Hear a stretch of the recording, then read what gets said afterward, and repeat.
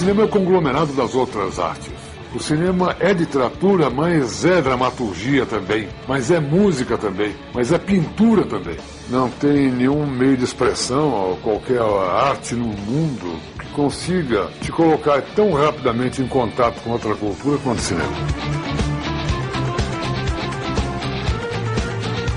Filme nenhum é fácil, entendeu? E é por isso que é tão legal fazer.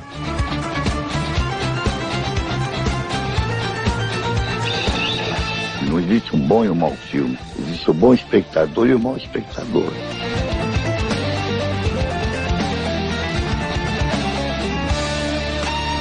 Você está ouvindo Masmorra Cast, o podcast do site cinemasmorra.com.br.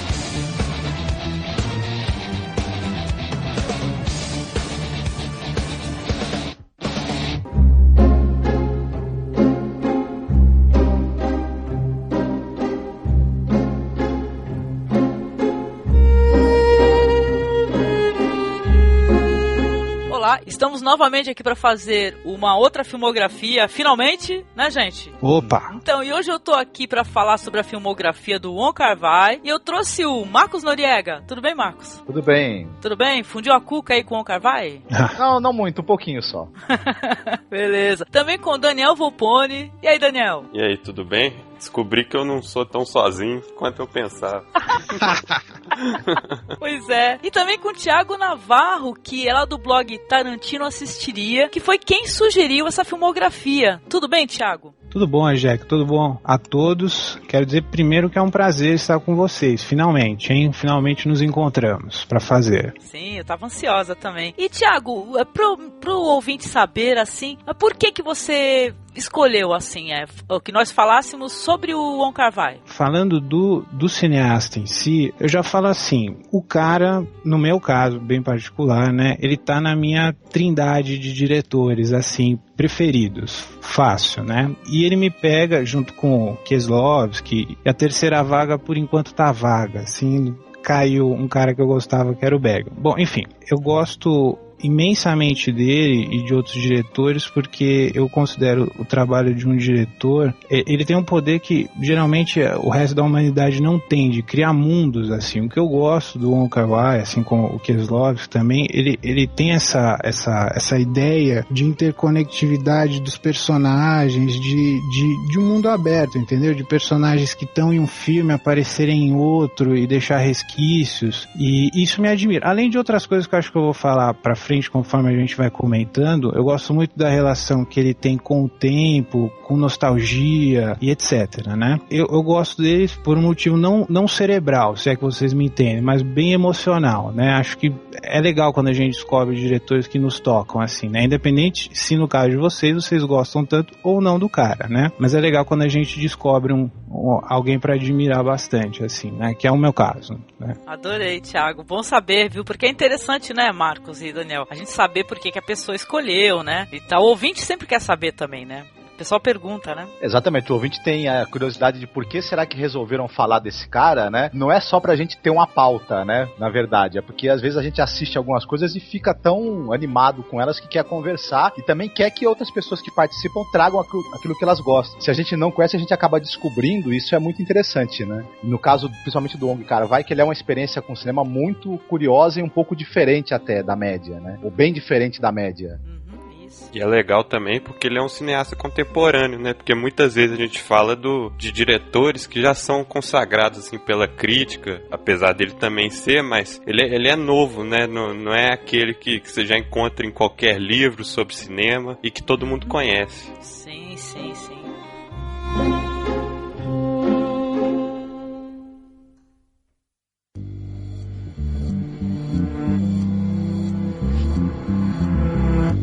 Dadas as devidas apresentações aqui, vamos falar um pouquinho sobre a biografia, né? Um pouco da vida, assim, do Wong Kar-wai, né? E aí, Marcos, o que sabemos aí do diretor? Como é que foi esse processo dele ir para o cinema, fazer cinema? Bom, mais uma biografia relâmpago, como a gente já tá pegando o hábito de fazer, né?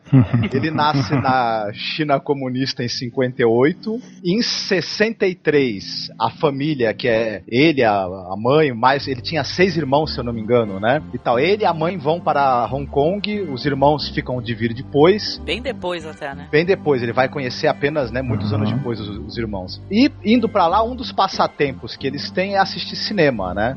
Ir ao cinema, ver filmes, e eles viam tantos filmes aí típicos de Hong Kong, ação, artes marciais, etc e tal, de Taiwan também, quanto o cinema americano aí dos anos 60, né? Depois, mais pra frente, a gente vai ver que ele tem a influência de tudo isso. Ele tem a influência do cinema asiático, do cinema de gênero de Hong Kong especificamente, europeu, e muita influência desse cinema americano dos anos 50 e 60, do cinema policial, né? E assim por diante. Ele vai estudar design, mas ele era um aluno enrolão. Ele não ia nas aulas, na verdade, fugia pra ficar na biblioteca, lendo livros, se enturmar com o pessoal da faculdade, conhecer o pessoal de artes. Ele queria muito isso da fotografia, né? E ali na faculdade de design ele conseguiu aí ter bastante acesso ao estudo de fotografia. Não tinha faculdade de cinema em Hong Kong, que é o que ele queria mesmo fazer. Depois a Hong Kong Television Broadcasting abriu um concurso para novos técnicos, para novos roteiristas, atores, enfim, um concurso para pegar staff, né, para reunir pessoal. Ele entrou, foi aceito ali como não como roteirista ainda principal, como escritor, né? Ele ajudava nos roteiros.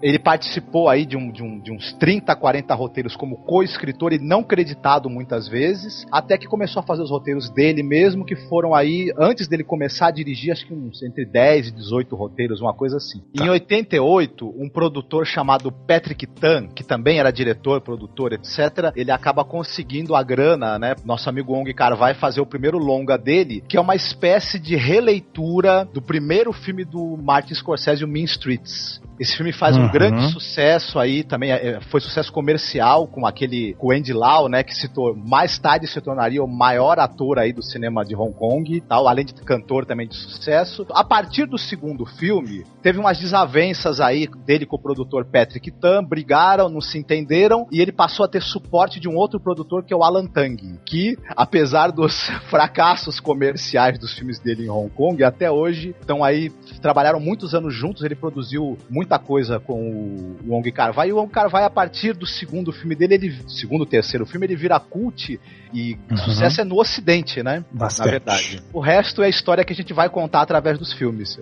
Acho que a biografia do Marcos tá perfeita, né? Não tem pouca coisa a acrescentar. Até falar que quando ele tava fazendo os roteiros, ele fez uns filmes de terror bem trash, assim, até fácil de achar no YouTube. Depois, qualquer coisa eu mando pra vocês. Mas eu vou falar de uns aspectos que eu acho até bem gerais, assim, né?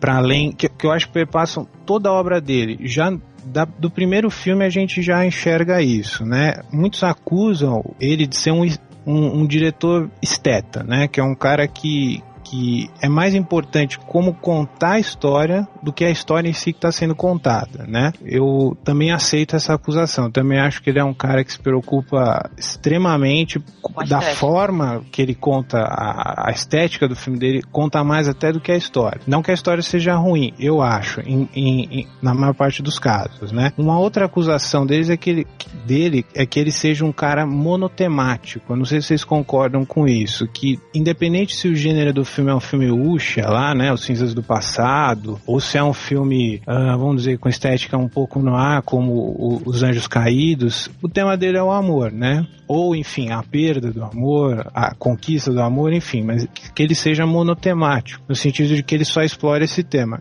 Que eu também acho, né? Não sei se vocês concordam com isso também, né? Eu gosto disso, né? Não sei se eu também gosto de bandas que tem uma discografia assim que se parecem muito, etc.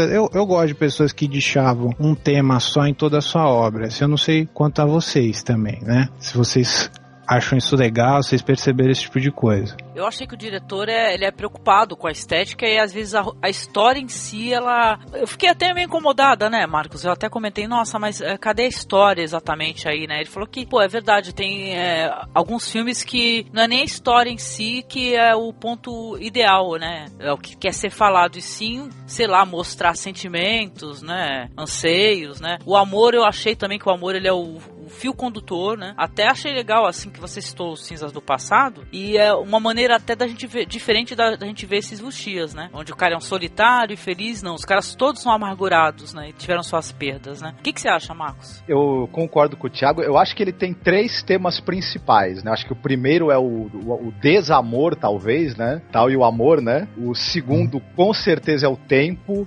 E aí que eu acho que ele decide não contar histórias de maneira linear, porque ele brinca com essa coisa do tempo, e aí que ele desmonta. Acho que de tanto ele escrever roteiro, ele tem que ser linear em muitos roteiros que ele fez, ele resolveu desmontar isso completamente. E a terceira é a relação com a violência também, que acho que está presente em quase todos os filmes dele. Então acho que essas 3 são os 3 grandes temas dele. E é um esteta mesmo, pra ele a imagem e o clima estão um pouco à frente do resto, né? Mas não, o resto não fica também tão esquecido assim. Aqui é uma outra maneira de tratar as outras coisas que ele tem. Sim, sim. Mas eu acho que esse problema da estética, eu acho que isso só acontece nos primeiros filmes dele, porque mais pra frente, dos filmes que a gente não vai falar nesse cast especificamente, eu acho que o roteiro dele é mais trabalhado, mais convencional mesmo. Mas também isso acaba com que pessoas que gostam de cinema gostam mais dos filmes do que o público convencional. Porque não vai ser a mesma estética, as histórias às vezes não têm fim, ou então você não sabe qual passagem do tempo que está, então às vezes você até se confunde. Desfecho dos personagens, né, deixa jogado, né, pra gente imaginar o que aconteceu, né. Então por isso que às vezes eu acho que essa crítica, ela é válida e às vezes ela até atrapalha. 2 citações rapidinhas. Sabe um cara que influenciou muito o Wong Kar-wai em termos de estética, que eu acho que provavelmente vocês conhecem, mas falando pro pessoal que vai estar ouvindo, que vale a pena conhecer, é o Léo Carax, ou Léo Carrá, né? Aquele cineasta francês que fez Os Amantes da Pont Neuf, Pola X, eu não sei se vocês já assistiram, Sangue Ruim. Ele fez muitos filmes com a Juliette Binoche. A estética dele é muito parecida, assim, ele é um pouco mais antigo, né, eles dialogam muito, assim, a estética deles, a questão de neon, de filtros na câmera, de ângulos inusitados, etc, parecem muito, e parece também, eu não sei se vocês concordam, os primeiros filmes do Luc Besson influenciaram também bastante o Wong Kar-wai, na minha opinião também. Eles têm uma estética muito parecida, eles são irmãos, né? Obviamente que eu também acho que, para quem quiser também aí entrar nisso, acho que boa parte dos filmes da Nouvelle Vague influenciaram também a estética e o modo de contar histórias também desse diretor chinês Wong Kar-wai, né? Uma das minhas opiniões. E também posso citar também só uma curiosidade, se vocês repararem, todo filme desse cara que a gente vai estar analisando hoje, todos os filmes dele têm a presença de relógios, de alguma forma, de contagem de tempo, o Marcos até citou há pouco tempo, e de água, né? E de gente comendo também, eu não sei, enfim, são curiosidades, né? Em todos os filmes dele tem esses 3 elementos, assim, comida, água e a passagem do tempo, né? Bem marcado em alguma cena. Sim, sim. Uma coisa engraçada é que um dos filmes do Wong Kar-wai, que, só comentando o que o Thiago falou, ele até entrou no nosso podcast de filmes que tem a relação com comida, né? Que é justamente o Amor à Flor da Pele, né? Que é verdade. A gente, quando a gente uma gastronomia, pra quem quiser buscar. E eu acho também que, ainda em cima do que o Thiago falou, que é interessante, que é o seguinte, a maneira como ele lida com o tempo é muito parecida com a maneira que o Alain Resnais, por exemplo, é verdade, lida com o tempo. Tá certo. Eu não sei se o Marcos citou, só relembrando, ele tem uma forma de filmar que também é específico desse diretor, que ele não tem exatamente, isso reflete, eu acho que na visão de você, ele não tem exatamente um roteiro escrito para as histórias certinho, ele tem uma ideia vaga, né? Isso a gente consegue ver, por exemplo, em extras de filme como Amor à Flor da Pele, né? Ele fala isso bastante, o diretor, que ele não tem o roteiro, quando ele vai filmar a história, ele não tem um roteiro certinho. No começo o casal vai estar junto, no meio eles se separam, no final eles ficam juntos. Ele sabe mais ou menos o que vai rolar quando ele começa as gravações. E isso particularmente me atraiu bastante em relação a esse diretor, porque eu não sei quanto a vocês, eu acho que quando você vai focar histórias de amor, de desamor, de encontros, desencontros, eu acho que esse é o assunto da vida mais caótico, assim, né? Eu acho interessante esse modo de partir para filmar um filme, escolhendo um método caótico também, né? Para fazer a história. Eu acho isso legal, isso me atrai bastante. Certo.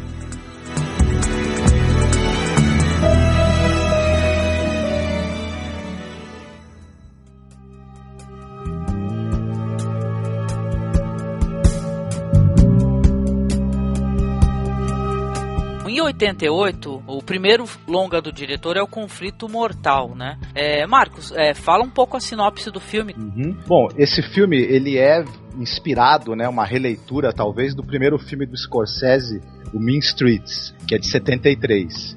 E tal, esse filme do Wong Kar-wai é de 88. E a história é muito parecida com o do filme do Scorsese. Você tem um sujeito, né, o Wah, vivido pelo Andy Lau, né, que ainda não, que na época ele ainda era uma estrela da música, né, não era ainda uma estrela do cinema aí de Hong Kong. Ele é um aspirante a mafioso da Tríade, né, que são das Tríades, que é a máfia de Hong Kong. Bem parecido com o personagem do Harvey Keitel, que também era um aspirante à máfia lá de Little Italy, no filme Mean Streets. Só que ele tem que lidar com essa coisa da vida de pequeno criminoso, né, com a polícia, com os mafiosos mais poderosos ali da região e tudo, e ao mesmo tempo ele tem que lidar com um amigo dele, praticamente um irmão, né, que é um sujeito que só quer saber de arrumar confusão, é totalmente descontrolado, que aí é o Fly, né, no filme, que é vivido pelo Jack Chung, que era outro cantor conhecido aí de Hong Kong também, não sei se é o primeiro filme dele, mas é um dos primeiros também, tal, esse que ele fez com Wong Kar-wai.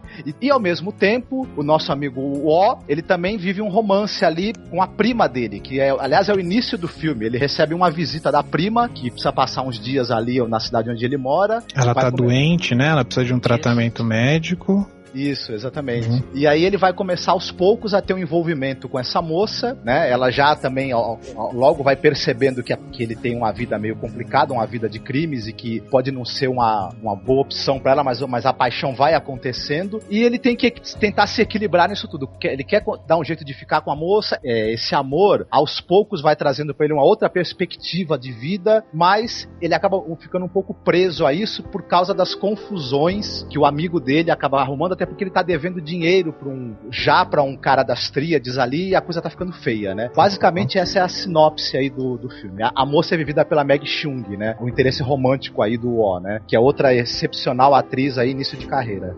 A Meg Chung, né? Ela é uma das atrizes fetiche, né? Do diretor, ela vai aparecer em quase todos os filmes, né? E eu acho legal citar também, né, gente, que esse filme, ele saiu numa leva que foi uma grande leva de diretor chinês que eu até precisava dar uma assistida melhor, que revelou o John Woo, né? Que revelou o Wang Li também, ele saiu. Eles dois fizeram bem mais sucesso no Ocidente do que o Wong Kar-wai, né? Apesar de todos terem sido bem sucedidos, é que no caso deles, eles filmaram filmes bem populares no Ocidente, né? Mas fez parte de um movimento, se a gente pode dizer assim, né? Sim, não, legal você até ter citado, né? Porque eu tava dando uma olhada aqui nas minhas anotações. O filme de sucesso na época do John Woo foi um filme chamado Alvo Duplo. Então quer dizer que tava em moda esses filmes de gangsters, né? E tal. Ele quis fazer o filme de gangster dele, né? Com jovens gangsters, né? É Alvo Duplo 1 e 2, né? Esse grupo era chamado a segunda onda do cinema de Hong Kong, né? É verdade. É verdade. E eu não sei quanto a vocês, eu acho assim, eu assisti pouca coisa desses outros diretores do começo, né? Particularmente eu assisti os filmes mais conhecidos deles, eu preciso começar a revisar, mas eu acho que essa questão que a gente falou no comecinho da estética do Wong Kar-wai começa a se revelar bastante já nesse filme. Acho que é o filme talvez o mais fraco, não sei se tem gente que ficaria ofendido com esse tipo de cotação, mas eu acho que ele já dá os lances dele típicos dele, né? Quando um personagem vai acender um cigarro, é uma cena absurdamente bonita de um cara acendendo um cigarro, né? Sim, ele já começa a se revelar. A estética e a fotografia, elas estão presentes de uma maneira belíssima, né, no filme todo. O filme, eu até comentei, né? A gente comentou em off um pouquinho mesmo, né? Porque não gostei muito do filme, né? Até falei assim, se fosse o primeiro filme que eu vi do diretor na vida, né? Se eu não tivesse já há algum tempo assistindo outras coisas diferentes, experimentando sempre, talvez isso me fizesse parar. Falar assim, porra, não. Entendeu? O filme é bonito, só que a história, sabe, não me pegou, assim, com vontade, né? Agora uma pergunta, a gente não comentou sobre isso. Esse é um diretor que é gay, correto? E eu acho que o filme também sofreu influências, não foi nem só dos filmes do John Woo, ou citado pelo Martin Scorsese. A minha maneira, eu achei que sofreu influência também no Top Gun. Tanto que toca, né, o tema do Top Gun, né, em Take My Breath Away em cantonês, né, que é posterior ao Top Gun, né. Eu acho que ele também é influenciado pela cultura pop em geral. Bastante, eu também acho. A coisa que eu tava doido pra falar a respeito desse filme é que é uma coisa que é o seguinte, a história, ela é mais linear, é uma história mesmo de gangsters, tudo, até tem um final que chega a ser previsível, mas tem uma coisa interessante, eu fui assistindo o filme e ele foi seguindo uma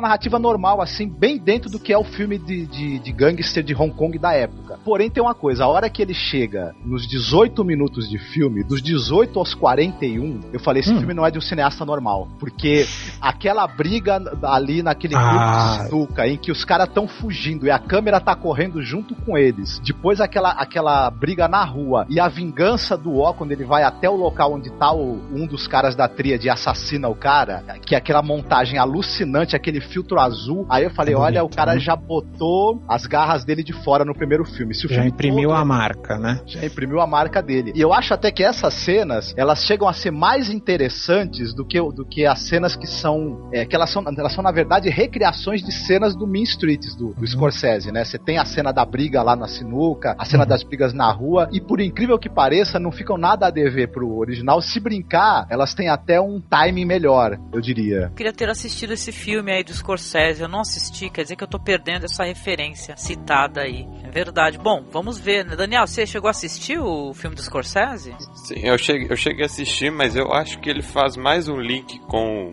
que chega até a incomodar, na minha opinião, de vez em quando, é com o Acossado. Porque toda hora ele dá aquele jump cut, aí fica mostrando os letreiros dos prédios, fica mostrando... Toda hora num diálogo ele vai lá e dá um jump cut, que eu acho que ele pegou muita referência e ainda não criou a sua própria, que ele ia demonstrar nos próprios filmes. Que eu acho que é muito melhor nos outros do que desse. Sim, agora eu não sei se eu tô sendo polêmica quando eu falar isso aqui, mas eu acho que também tem uma influência a homossexualidade dele na história. Ou foi impressão só minha?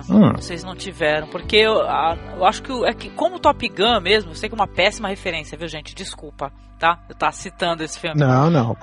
Mas não, então, assim, o Top Gun, todo mundo fala que é uma história de amor entre homens, né? Eu concordo, sim, que de certa maneira seja. Eu acho que nesse filme também, As Tears Go By, né, o nome dele, eu acho que ele também é uma história de amor entre homens. A mulher ali, ela tá, sabe, não é o fio condutor da história, do romance.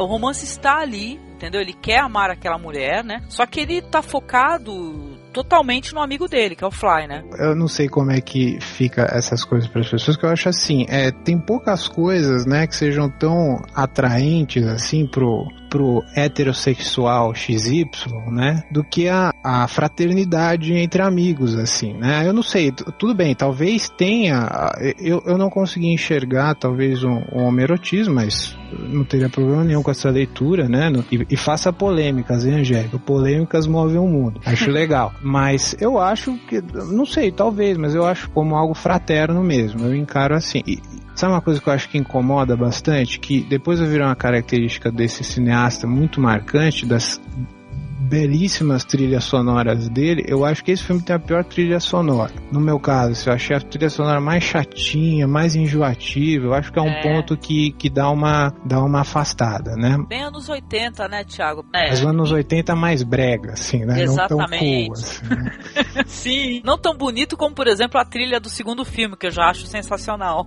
Também acho. Aqueles tecladinhos incidentais ali são terríveis.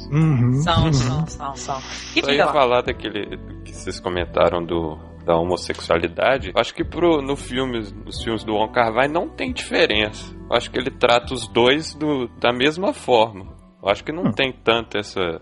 eu eu até fiquei assim, como eu não tinha assistido muitos filmes do cineasta, né? Eu fiquei assim pensando, poxa, a mulher, né, ela nesse filme aí, ela, sabe, eu senti assim o amor dele muito maior, talvez como o Thiago falou, a fraternidade, talvez seja isso, eu que fiz uma leitura incorreta, mas pode ter sido sim uma fraternidade, mas eu entendi aquilo como paixão, né? Tanto que ele acabou, a vida dele, se a gente puder falar um pouco até do final, que o final é trágico, né, pros personagens, que ele abriu mão das possibilidades dele amar, né, porque se em outros filmes muito da solidão vai ser falado, nesse filme aí há uma possibilidade do personagem, do protagonista, né, eles não serem mais solitários, né, ele conseguir viver um amor, né, só que ele não consegue viver na plenitude, né, isso daí fica a mulher ficou de lado ali naquela história. Mas a mulher ele acabou de conhecer e o outro ele trata como se já fosse da família mesmo. Sim. É o código de honra das ruas, né? Que tem o cara deve a vida a quem o salva, ou, enfim, né? O próprio diretor, né, ele colocou muito de si, né, no roteiro do filme, porque ele foi uma pessoa que também viveu nas ruas, né, e ele teve uma fase delinquente também, né.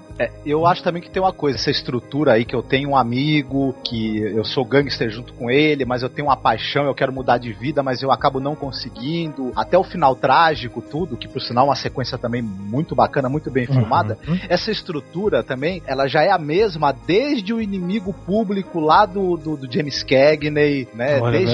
Desde aquele filme, se eu não me engano, que é Uma Luz que se Apaga com o John Barrymore, enfim, ele seguiu essa estrutura mesmo do filme de gangster, ou de jovens gangsters, que tá desde os anos 30, 40, né? Ele se manteve preso a isso. Que é a mesma filosofia de faroeste, né? Antes ficar junto do meu amigo de armas do que da minha paixão por alguma mulher, né? Mulher vai e vem, né? O que interessa é o grande amigo. Assim. Nossa, eu recomendo um exercício pra quem não teve oportunidade, você que tá nos escutando aqui, porque tem um documentário muito legal, eu já falei várias vezes em podcast, chamado The Celluloid Closet, que fala sobre o homoerotismo no cinema, de maneira velada, mais o cinema americano. Mas eu acho que até cinema de outros países o homoerotismo existe de uma maneira velada também. Entendeu? Não que eu seja daquelas pessoas que ficam vendo gay em tudo quanto é lugar, não, viu, gente? Mas eu achei que o primeiro filme desse diretor aí tem um certo ar, sim, de homoerotismo. Acho que outra coisa também que é duro de aguentar nesse filme é a atuação do Alex Mann, né? Tá terrível, né? Mas... Não, eu acho que todas as atuações estão medianas. Eu acho que estão medianas, né? Acho que até porque, como a gente comentou, a maior parte do elenco eram o quê? Eram cantores, né? E tal. Eram pessoas inexperientes, no final de contas, né?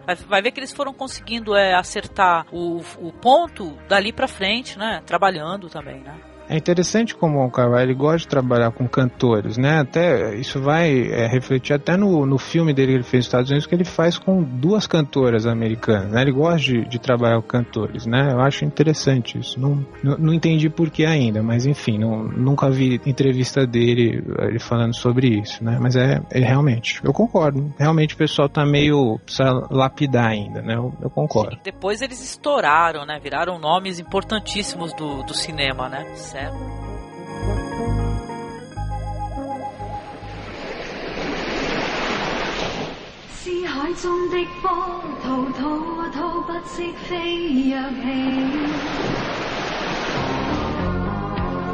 Cena predileta de cada um desse filme aí. Ou a pior cena?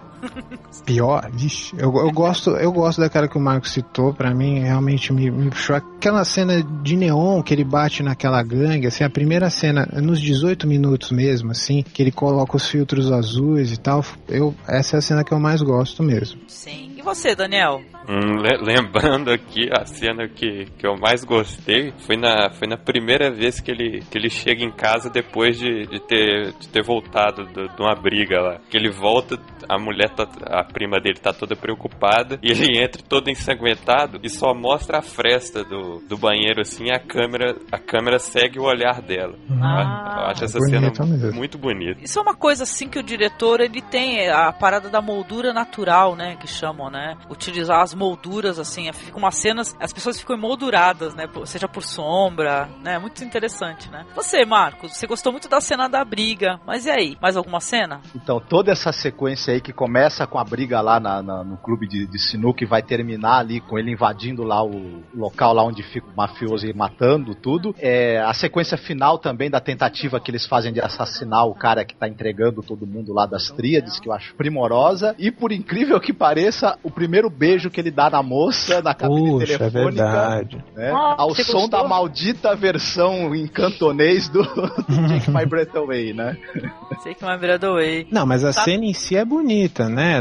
Tirando se deixar no mudo assim, é super bonita, né? A cena, eu acho. Esse é um diretor que sabe filmar beijo, hein? Não sei quanto a vocês, mas eu acho os beijos que ele filma esplendorosos, assim, na minha opinião. Ele tem os recursos que ele mostra nesse filme e vai mostrar em todos os outros, né? Que é aquela desaceleração, né? Da cena, né? Fica tudo meio parando, né? E tal, não é slow motion, né? Qual será o nome desse efeito, gente? Que ele usa, que é recorrente do Wong Kar-wai.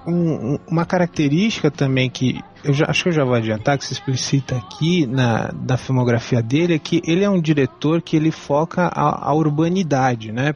A Hong Kong dele, né, é o grande foco. Óbvio que tem alguns filmes aí que até a gente vai passar que não tem esse foco, mas ele é um diretor, quase 90% da filmografia dele é urbana, sobre personagens urbanos, né, sobre a fauna urbana e especificamente sobre a Hong Kong, né, que ele tenta recuperar desde tempos mais antigos até tempo contemporâneo dele ali, né. Sim. Ele é engraçado, né, você ter falado sobre isso, porque eu achei interessante o fato dele mostrar sempre a urbanidade, que nem você falou, mas mostrar que dentro dessa urbanidade que às vezes é pobre, até um pouco, às vezes, sórdida, né, a pobreza, a sordidez e tal, tem ângulos bonitos, assim, ele consegue encontrar ângulos sensacionais, né, que nem próximo do final do filme, quando tem uma cena que o rapaz está esperando do lado do carro, né, e tal, que vai sair um alcaguete, né, e tal, que tava aguentando a tríade lá, que eles tinham que matar, que ele queria provar pra si mesmo, que o Fly, ele fica o tempo todo provar que ele pode ser bom, né, que ele se acha muito inferior ao amigo dele, né, que é o O, né, é o O, adorei o O. Então, mas ele mostra nessa cena, você vê que o rapaz tá parado, ele tá fumando, mas atrás dele tem não sei, uns plásticos laranja, sabe, gigantes, né, e tudo é visualmente muito bonito de se ver, né, muito legal mesmo. Bom, vale a pena, eu acho que é um bom filme, sim, mas eu fiquei muito feliz de ter assistido Amor à Flor da Pele primeiro, que aí me deu vontade. Eu acho que é o filme que desperta, né, pra esse diretor. Assim, eu realmente acho que o Conflito Mortal talvez seja um filme pra assistir depois. E eu confesso a você, na segunda, óbvio, né, pra quem tiver paciência, pra quem se interessar, na segunda vez fica melhor, hein? Na segunda vez fica melhor que a primeira. Olha, vou fazer isso, hein? Vou fazer isso com certeza, porque eu tive acessos de riso terríveis em algumas coisas aqui, principalmente na hora que tocou o Take My Breath Away, que eu não acreditei. Eu fiquei, engraçadíssimo. É isso, então.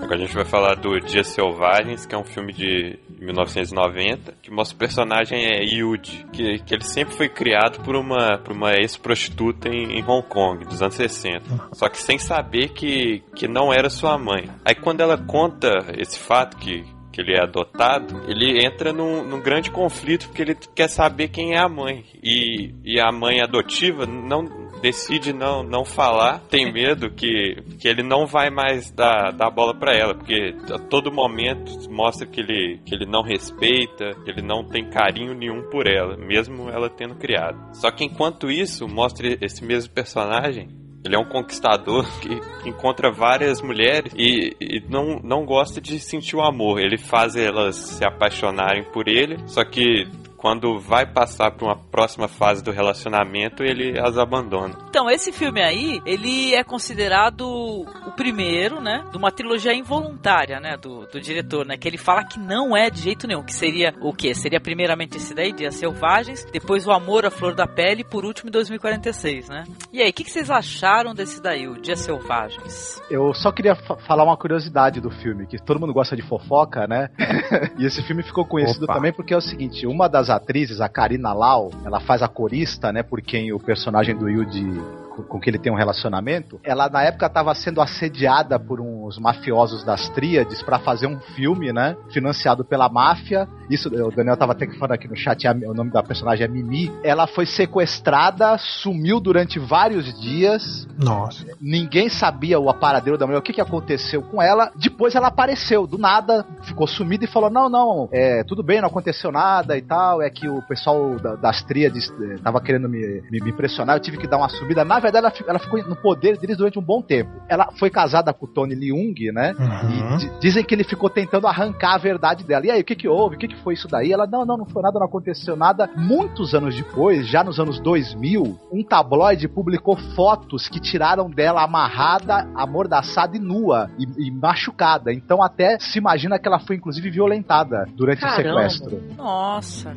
Que fofoca maravilhosa essa do Marcos. Essa eu não sabia. Muito boa essa. Muito... Nem eu também, nem eu. Meu passado em Macau, e nessa fase foi uma fase meio conturbada, né, politicamente. Ele até meio político, pode-se dizer, porque o pessoal passa em Macau, passa na Filipina, né? O pessoal não tá em seu local de origem, né? Eu acho interessante citar, o Wong Kar-wai, ele tem essa obsessão, né? Enfim, ele tem essa preferência pela década de 60, né? Ele fez essa homenagem a essa década nesses 3 filmes que, acho que a Angélica que citou há pouco tempo. Ele pode até dizer que não é uma trilogia e tal, mas não tem como negar, né? Tanto é que vários personagens que estão começando a aparecer aqui nos Dias Selvagens vão ser citados também no Amor à Flor da Pele, e no 2046 vão aparecer. A Mimi, por exemplo, vai aparecer, etc e tal. Vai ter vários verbos de ligação aí entre esses 3 filmes, né? E o período dos anos 60, ele foi um período que é bacana de citar, porque isso aparece também no final lá do Amor à Flor da Pele. Foi um período de efervescência ali no leste asiático, né?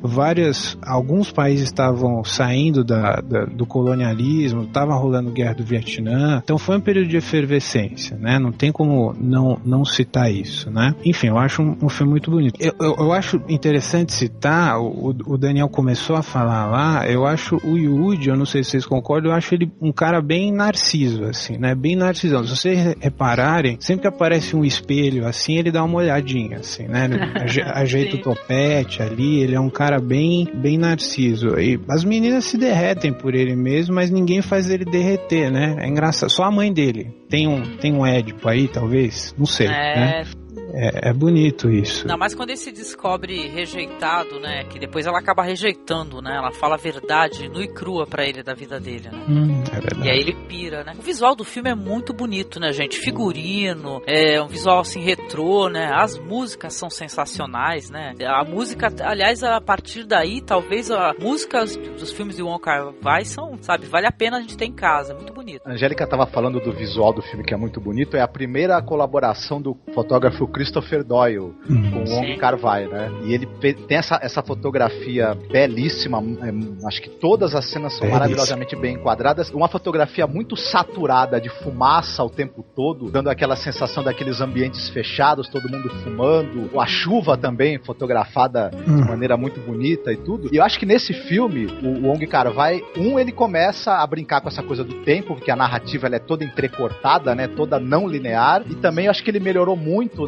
nessa coisa de lidar com os atores. Eu acho que o Leslie Cheung e a Karina Lau principalmente a Karina Lau, eu acho, que até ela não teve uma carreira muito comprida no cinema, não fez tantos filmes assim, mas eu acho que ela tá excepcional nesse filme. Engraçado também é a mudança de aparência da Meg Cheung de um filme pro outro, né? Porque no primeiro ela tá com aquela, não que ela esteja feia assim, mas ela tá com uma cara assim um pouquinho de bolacha, né? Até porque é jovem, né? Bochechuda, sobrancelhuda. Nesse filme ela tá um deslumbre, gente. Tá belíssima. Essa mulher é linda, viu? Linda mesmo. De verdade, tá muito sensual. Mas isso o Wong Kar-wai sabe, né? Ele filma, as mulheres dele, dos filmes dele, são sempre lindíssimas, né? Realmente no primeiro filme ela tava mais judiadinha, né? Mas nesse aí a coisa, ela ficou bem bonita mesmo.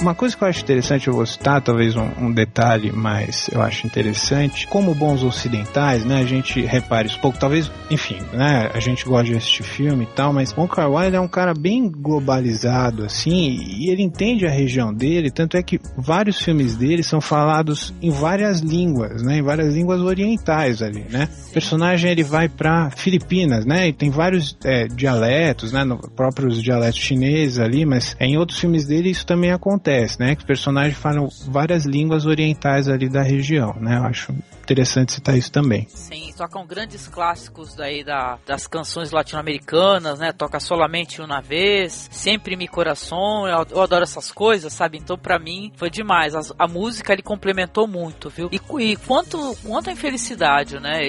Esses personagens todos, né? Tanto da Meg Cheung, quanto da dançarina, ele próprio, né? São pessoas tão infelizes, né? Dá uma angústia, gente. Isso é comum, né? Nos filmes dele, assim. Eu não sei se vocês repararam, eu citei, né, eu tenho essa teoria de que que ele seja um diretor que fala sobre amor, mas o amor em si no filme dele nunca se realiza, né, em nenhum filme, nunca se realiza da forma que a gente tá acostumado a ver, pelo menos, né, o amor sempre tá para acontecer, ou ele se desfez, ou ele ainda não aconteceu, ele vai acontecer fora do filme, né, ele foca esse período que a pessoa tá ao léu, assim, né, tá meio perdida, né, no relacionamento, assim, né. Esse filme ele mostra isso também, começa a mostrar. Pois é, e tá tudo ali, né, o que o diretor gosta de mostrar, né, tem todo aquele mise-en-scène, né, que o pessoal fala, porque tem pessoal fumando, aquela câmera às vezes parando, né, e tal, porra, eu acho que lindo os quartos, sabe? Tem um momento, gente, que eu acho que cenário também, né, e tal, porque tem um momento lá que na casa dele, na casa da mãe dele, eu nunca vi, né, ao mesmo tempo, uma mistura, sabe, gente, de um local assim que dá pra ver que ele é velho, tá mal conservado, a tinta tá descascando, mas você olha pra sala da mulher, é lindíssima, sabe? Os sofás, a própria decoração da sala, é uma mistura, sabe? Deixa a gente com a cabeça fundida, né? Muito legal mesmo. Concordo. O filme ele começa já aquele comecinho quando como que é o nome do personagem, meu Deus do céu? A Su Li Zhen, que a Meg Cheung faz, né? Quando ela conhece o Yuji, o filme já começa com um relógio na parede, assim, né? Aquele relógio, né? Que aquela citação que eu fiz, que sempre aparecem relógios nos filmes dele, né? Trens relógio também. Redondo. Relógio redondo, é verdade. Trens também sempre aparece. Isso até me lembra, não sei se vocês conhecem uma música do Morrissey, tem uma música do Morrissey que ele fala, né, que tem um relógio na parede rindo de todos nós, né? Não sei porque essa música sempre me vem à mente quando eu vejo os filmes do Wong Kar-wai também. Aí, o que eu queria citar, não sei se alguém ia citar, no final do filme, eu não acho que seja um spoiler, porque é uma história que corre em paralelo com a história do Yuji. Aparece o Tony Leung no finalzinho, que ele é o Sr. Sean, né, que vai aparecer, que vai ser o personagem principal dos dois filmes próximos dessa trilogia, né, do Amor à Flor da Pele e do 2046. É uma cena sem fala, que eu acho lindíssima, uma das minhas preferidas do filme, né. Vocês lembram dessa cena? Que ele tá saindo, sim. Ele tá saindo, né, ele tá se arrumando, acho que tá indo pra balada lá.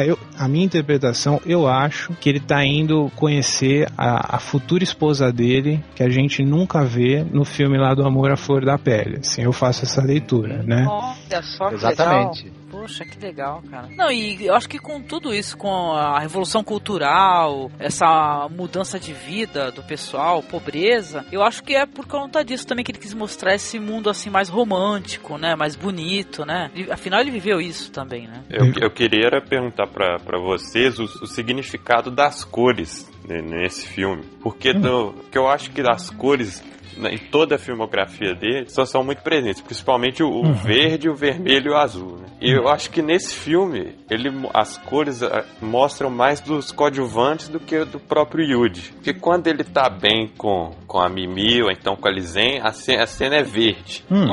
E eu acho que diz muito mais do próprio coadjuvante do que dos outros, porque quando ele vai encontrar com a mãe, a casa da mãe, o tom também é verde, mas também é todo pastel, que nem a Angélica tinha falado. Quando ele vai na casa da mãe biológica dele, só tem cor natural, então acho que não tem a caber você usar esse mesmo padrão, mas sempre quando ele mostra mais a da coadjuvante do que do protagonista, mostrando também o vazio do personagem. O Yuji é meio vazio mesmo, é verdade. Eu gostei do que o Daniel falou, né? Eu acho que as cores, o Wong Kar-wai, ele deixa como uma forma de dialogar com o público, né? Acho que ele deixa pra gente interpretar isso. Realmente as cores, em vários filmes, um filme que me chamou a atenção das cores, a gente vai falar mais pra frente, eu não tinha reparado, a leitura do Daniel foi legal. É no Cinzas do Passado, depois eu vou falar disso. Mas eu acho legal. E posso fazer só uma outra citação também? A senhora Sean, tem o Sean e a Sean, né, que é a do Amor à Flor da Pele, ela é a Maggie Cheung também, né, que é a personagem da Suzy Zen, né, Suzy Zen. Só que ela ainda não tá casada, né, ela tá solteira, né, ela até tem um flerte com aquele policial, né, vocês lembram dessa parte? Ela tem um flertezinho que não acontece também, né. E aí ela acaba também se casando com um personagem que a gente nunca vai ver, que é aquele negócio que eu falei, que os amores, né, enfim, acontecem fora do filme, né, fora do que o diretor ele capta, né? Fora do olhar do espectador, né? No caso, né? Exatamente, eu acho interessante. Tem uma cena também que eu queria citar, pra não perder a viagem aqui da minha fala. A cena que eu mais gosto é quando tem aquela briga no bar. É num bar, enfim, num galpãozão, que eles saem correndo para aqueles telhados, sabe? Que a câmera ela sobe bastante, mostra o Yuji, o amigo deles, saindo correndo dos caras, que eles acabaram de matar um cara lá e eles saem correndo. Eu acho essa cena super bonita, assim, me emociona. Aí eles correm pra um trem lá, né? Não sei quanto a vocês gostaram. Essa cena que o Thiago tá falando, ela já começa com o traveling de tirar o fôlego. É verdade. A câmera entra pela janela, passa pela parte de baixo do salão, sobe, vai chegar onde vai ter a briga, depois acompanha a fuga deles pelo telhado, né? Acompanha toda a briga trocando de ângulo, assim, de maneira bem interessante. Verdade. É uma cena, assim, primorosa mesmo, do ponto de vista da fotografia e tudo. E é até engraçado, porque é um filme que trabalha muito com a câmera parada, né? Na verdade. Nessa cena, a câmera ela é muito, muito ágil, né? E você até se surpreende com essa quebra de ritmo, né? Nesse momento. Quebra mesmo. Eu adorei esse plano de sequência aí, achei muito legal mesmo, viu? A gente sempre presta muita atenção, né, nos planos de sequência. Outra coisa também que o diretor tem, eu acho que é recorrente, não sei se eu tô correto ou não, é como o pessoal citou o fato de ter trens, né, seja lá o que for, o próprio diretor, né, já falou que ele coloca por causa da transitoriedade da vida, né, e tal, a vida em movimento, né, tem isso, né. Uhum. A vida expressa, né. Sim, e o amor expresso. Tem uma coisa, esse personagem aí do Leslie Cheung, apesar dele ser um cara meio Yuji, né, dele ser um cara meio vazio, meio frio, assim, ele também me emocionou muito, porque, poxa, ele tem uma paixão edipiana por uma mulher que depois ele descobre que não é a mãe e que ficou com ele porque recebeu uma pensão mensal da verdadeira mãe. Uhum. E essa maneira que ele tem de destruir corações das mulheres pra substituir essa paixão, esse vazio que ele tem que não vai ser colocado nunca, e a cena em que ele vai tentar ver a mãe e ela não quer vê-lo, tudo, e ele vai embora ali naquela alameda com os punhos fechados, né? Ele é um cara violento, mas ele não tem a quem socar naquele momento, né? Tem o que fazer. Aquela é uma cena muito, muito emocionante mesmo. Muito pungente, eu diria. E ele ainda tá vingando da própria mãe, né? Porque ele sabe que a mãe biológica tá olhando e ele fala que ele não vai olhar pra trás. Ele não vai dar esse prazer de ver o rosto dele. Pô, é um filme triste, mas muito bonito, viu? Eu gostei bastante desse daí. Diferente do primeiro que eu achei muito assim, esse daí já falei, me pegou.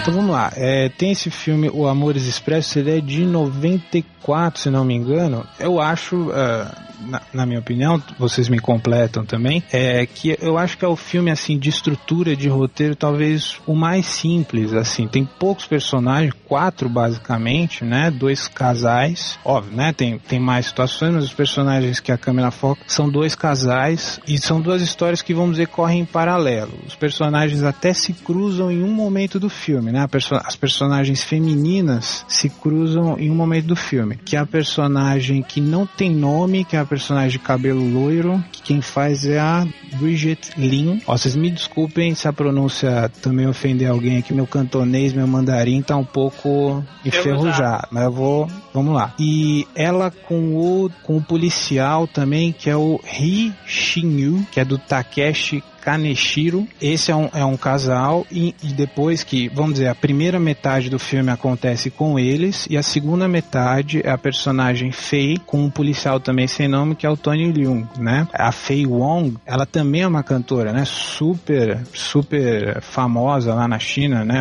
Eu nunca a ouvi, né?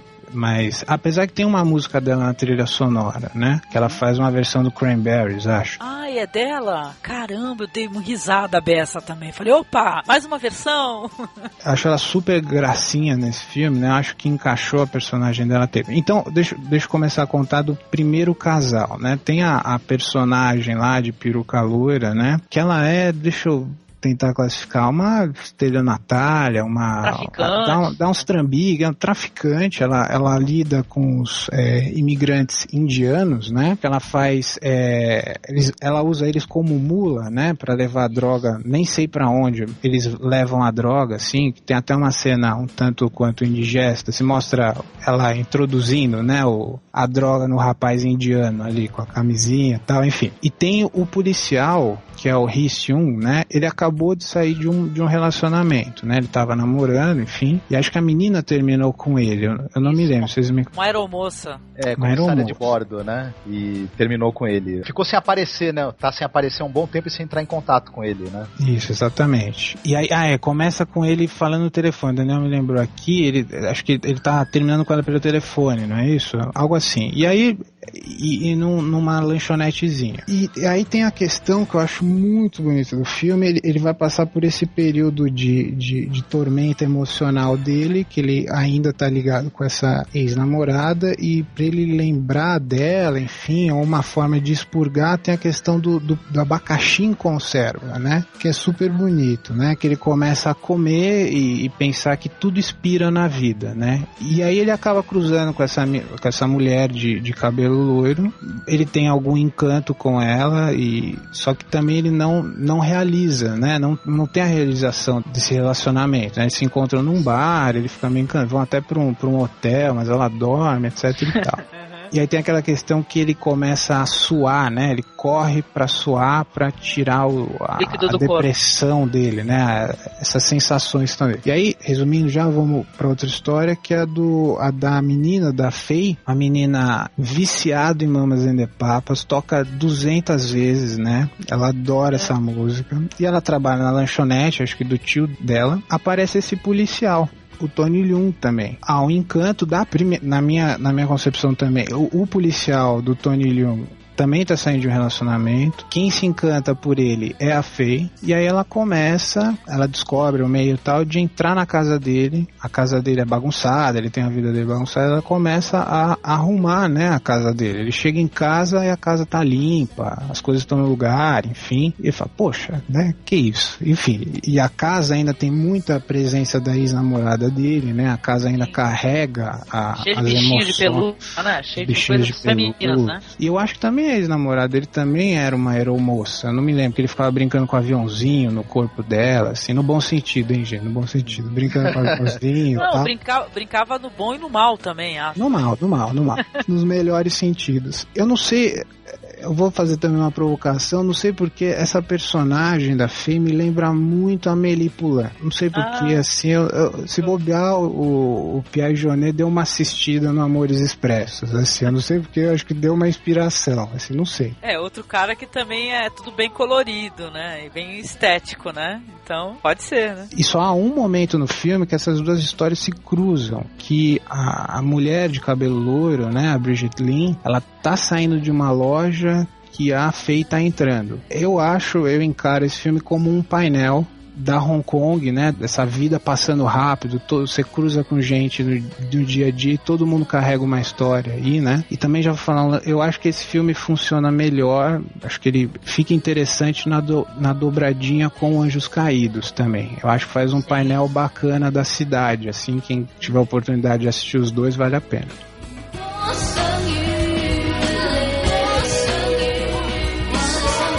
Eu acho que nesse filme ele introduziu um elemento que aparece em outros filmes dele, que não tinha, acho que anteriormente, que é pra começar o humor, né? O filme tem muito humor em vários momentos, um humor assim, não de escracho, mas uma visão bem humorada das coisas e gostosa, até eu diria. Essa primeira história, ela é mais organizada no sentido de montagem, de estar contando mesmo uma história, tem menos espaço pra essa coisa jogada da improvisação dos atores, né, e tal, mas eu acho fantástico a maneira como ele vai narrando o dia a dia dessa criminosa, de como ela faz pra conseguir as mulas, a preparação da droga e tudo, depois como tudo vai dar errado, né, e como ela ali sem esperança de reencontrar as mulas, de reencontrar as drogas, com o pessoal da máfia atrás dela tentando matar, ela tentando se proteger, e como ela vai encontrar aí um alento justamente com um policial, né, que ela também não sabe que é policial. É bem bonita. E já a segunda história tem essa coisa em muitos e muitos momentos, o Wong Kar-wai vai deixar a Faye Wong muito livre, principalmente nas cenas em que ela invadiu a casa do policial lá, que é vivido pelo Tony Leung. Eu acho que são, sei lá, 25 minutos aí em que a atriz está praticamente livre pra interpretar ali de maneira improvisada. Fazer umas porra louquice, né? Porque ela, além de tudo, ela não entra só pra arrumar a casa dele, ela fica pulando na cama dele. Totalmente porra louca, né? Fica jogando os aviãozinhos no aquário do cara. E é surreal que ele parece, a princípio, não perceber as mudanças que estão na casa dele. Ele tá tão ligado e focado na tristeza dele de ter terminado o relacionamento com a aeromoça, né? Ele tá tão pensando nas viagens de avião da ex-namorada que ele não consegue nem ver que a cortina dele da frente, que era azul, agora é abóbora, né? Não só isso, ele não consegue perceber o próprio interesse da menina por ele, da Fê, né? Porque ela dá umas indiretas nele, assim, mais ou menos, assim, acho que boa parte das pessoas iam pegar as intenções dela, assim, mas ele realmente tá focado na tristeza dele mesmo. Ele fica falando com os bichinhos de pelúcia, fica falando sozinho, olha pro pano de prato molhado e fala: você tá chorando de novo? Para de chorar, pô. Aí vai lá e torce o pano de prato e coloca lá. Ele entrar na casa dele, ver a casa dele toda alagada e achar que foi ele que deixou a torneira aberta, né? Ele tá muito fora do ar mesmo. Tem uma cena em que, não sei se é nesse filme, que ela compra um Garfield gigante, não é isso? É nesse. E depois, mais pra frente lá, vai ter essa cena que ela compra, ela vai reaparecer no filme Fallen Angels, não é isso? Ah, é verdade, hein? Tem algo bem parecido. Não sei se vocês concordam, uma pergunta a todo mundo. Vocês acham que talvez esse seja o filme dele que mais se assemelha a uma comédia romântica, talvez? É, o mais cool, né? Todo mundo é meio cool, né? Não, principalmente a mina, acho que a do bar, né? Ela é a criatura, eu acho que cool tinha que vir com a foto dela, né? Eu sou cool. É o que mais se assemelha mesmo. É a comédia romântica do Wong Kar-wai, né? Bem ao estilo dele, né? Meio surreal. É onde a paixão dele por neon se estabelece, né? Sem neon não tinha Wong Kar-wai, né?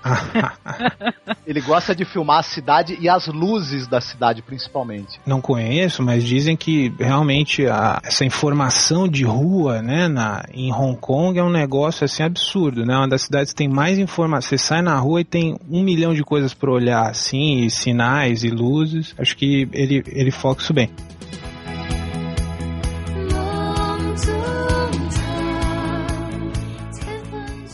Agora eu preciso fazer uma propaganda. Vocês sabem qual foi o cineasta que simplesmente amou esse filme? Assim, o cara vidrou tanto nesse filme que ele até bancou a distribuição desse filme nos Estados Unidos? Foi o Tarantino. Tem que fazer uma propaganda do patrono no meu blog. Tarantino assistiria, né? Ele assistiria. Nossa, ele adorou esse filme. Tem uma entrevista dele que ele foi alguns filmes que ele realmente sentiu uma conexão com o filme, seja lá o que seja essa conexão, durante toda a exibição da fita, assim. Tudo que ele viu, ele gostou demais do filme. É interessante isso. Eu, particularmente, eu gosto bem mais da segunda história. Eu acho a primeira história um pouco truncada, assim, não me atrai tanto. Eu gosto mais da segunda. Não sei quanto a vocês. Eu achei as duas bem divertidas, né? Pô, o fato do cara ficar comprando, a primeira, no caso da primeira história, né? O cara ficar comprando latas de abacaxi que vão vencer no dia 1º de maio, porque ele, ele se estipulou 30 latas, ele tem que comprar 30 latas vencendo no dia 1º de maio. Até lá, se a garota não voltar pra ele, já era, desiste, né? Não, e a outra cena que ele fica ligando pras minas que ele conhece, pra tentar arrumar alguém pra poder beber um drink, sabe? E só tomando fora, né? Porque É legal porque tudo acontece, né? Pelo menos no romance ali, na paixão, na frente daquele barzinho, né? O pessoal até fica, o dono lá, ele fica, pô, você tem que sair com a May, né? Que tem uma outra May, né? Pô, você tem que sair com a May, mas o Robert foi na frente, entendeu? É muito divertido isso daí. Tanto que a segunda menina, a maluquinha, né? Que é toda cool, ela fica sabendo da história, ela acaba se apossando da chave, porque a moça vai lá e deixa o envelope com a chave, né? Uma carta e a chave no bar, né? Que sabe que a moça, que o rapaz, que é o policial, ele vai no bar, né? Quer dizer que o pessoal participa ali de maneira bem interessante nas histórias, né? As histórias de amor, né? Tá todo mundo se cruzando, né? Nessa cidade aí, todo mundo se batendo, tendo ligação entre eles, né? Eu acho bem bacana. Vocês, e particularmente você, não sei se tem alguém aqui super do fã-clube do Mamas and the Papas, vocês cansaram também de California Dreaming depois desse filme? Não? Olha, vou te falar, eu vou ficar sem escutar do Mamas and the Papas por um tempo. Depois fogo, né? Pois é. Também perdi a vontade de comer arroz com carne de porco.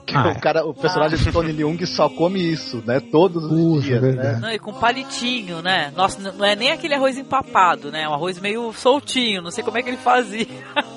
Pra comer, cara. Tem uma questão, não sei se vocês repararam, no cinema dele, né, a gente já tá falando que o amor não se realiza de forma... Tem uma coisa que talvez essa que a gente citou como sendo a comédia romântica dele, etc. Não existe a constituição mais clássica de amor que a gente conhece, que é a família, né? As pessoas não se casam, as pessoas não falam... Não tem eu te amo, assim, toda a filmografia dele, né? Não tem uma pessoa que chega e declara pra outra, assim, que ama especificamente. Os sentimentos são sempre velados, assim, estão sempre lá dentro, né? Eles emergem muito pouco, assim, talvez seja uma característica do povo chinês, né, asiático, eu imagino que seja, né? Não sei quanto vocês já se relacionaram com pessoas asiáticas, eles têm essa questão que talvez nós latinos, né, a gente encare de uma forma com estranheza, né? Que o sentimento ele fica lá dentro, né?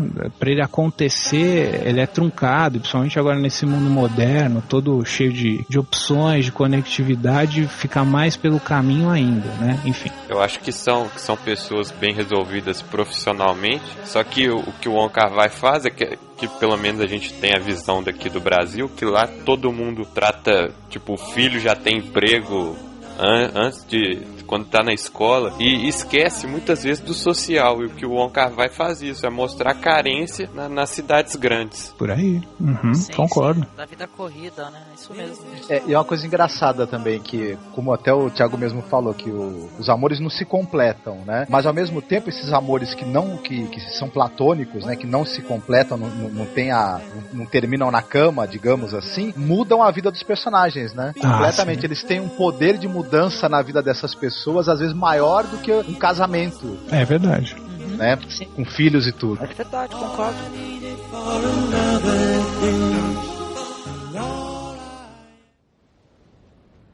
我曾經聽人講過，當你唔可以再擁有嘅時候，你唯一可以做嘅就係令自己唔好忘記。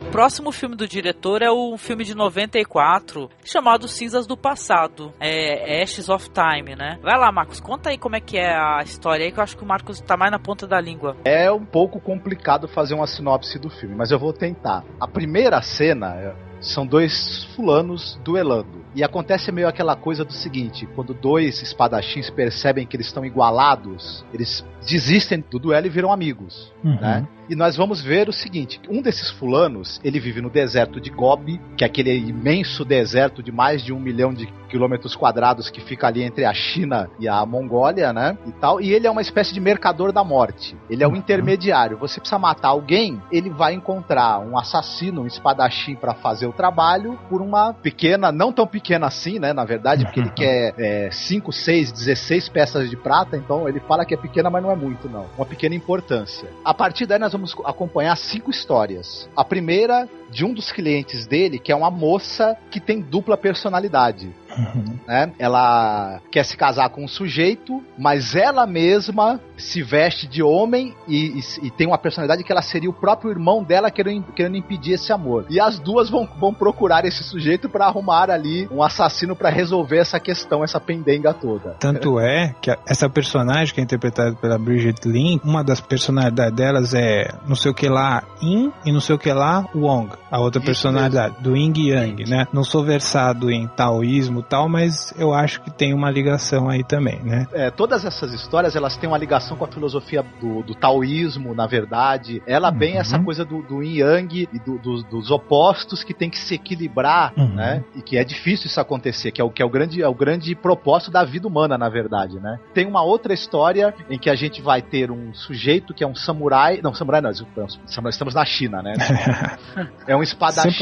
Sem problema. A esposa casou com o irmão e ele virou uma espécie de peregrino. E ele vai parar ali no deserto, ele tá ficando cego. Nós vamos aí acompanhar também uma das missões em que ele é contratado, tendo esse cara como intermediário, que é uma missão que ele vai fazer pra uma moça que quer vingança também contra uns bandidos que atacaram a família dela, mataram o irmão dela, se eu não me engano, e ela não tem dinheiro, ela só tem uma cesta com ovos. Isso, uma mula. Exato. Uma terceira história que nós vamos ver de um outro sujeito que ele vai aparecer por lá, que ele vai pedir comida, só que esse personagem aí, que é o intermediário, que é vivido pelo Leslie Cheung, né, ele percebe que o cara é um espadachim de talento, né, e ele resolve também intermediar o cara, e esse cara também vai lutar por essa mesma moça aí que tá buscando a vingança, né, que só tem a sua cestinha de ovos.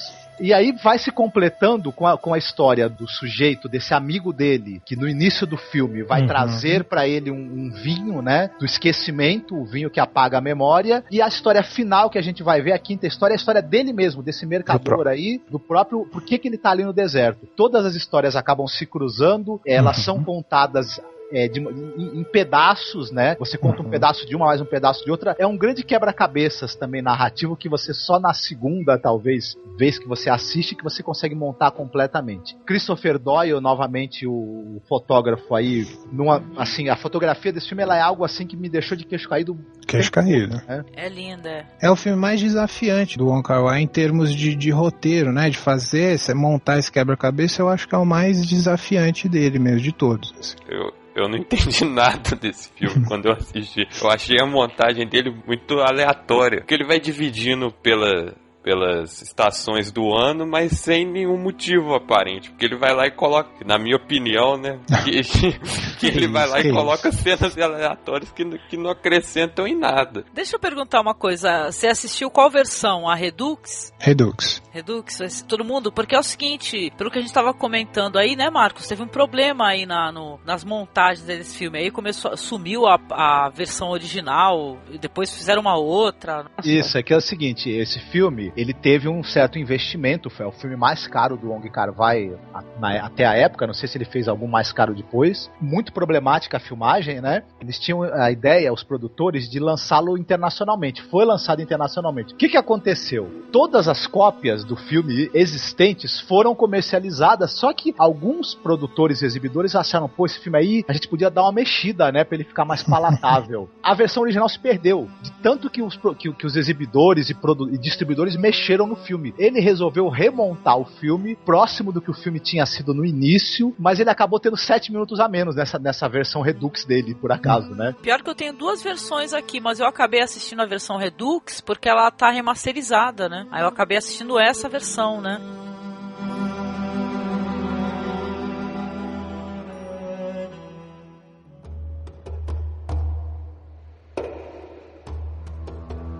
Uma coisa que eu acho que é interessante falar, a partir do começo dos 2000, teve o Tigre e o Dragão, né, fez um sucesso absurdo, concorreu ao Oscar de melhor filme até, e deu aí teve um filão de filmes que eu gosto muito, Clã das Adagas Voadoras, Herói, etc e tal, que abriu esse mundo do wuxia pro ocidente, mas esse é um filme antes dessa, vamos dizer assim, pasteurização do gênero, assim, sim, né? É um filme que talvez carregue mais características, que faça mais sentido pro público oriental mesmo. Eu imagino que sim, tem muitas frases que são bonitas, assim, que vamos dizer que são jogadas, né, no meio do filme, vamos dizer, ensinamentos taoístas, budistas, seja lá o que for, que talvez faça muito sentido para quem tem essa ligação cultural, né? Eu imagino. Sim, é verdade. Bem que você falou, eu até ia comentar, porque eu assisti esse filme depois que eu assisti 1 trilhão de wuxias, entendeu? Então, é claro que a gente começa já falando assim, ai meu Deus, mais um wuxia, vamos lá, né? Mas esse daí tem uma pegada diferente, né? Eu achei também meio aleatório, né? Isso daí, ele fez que nem o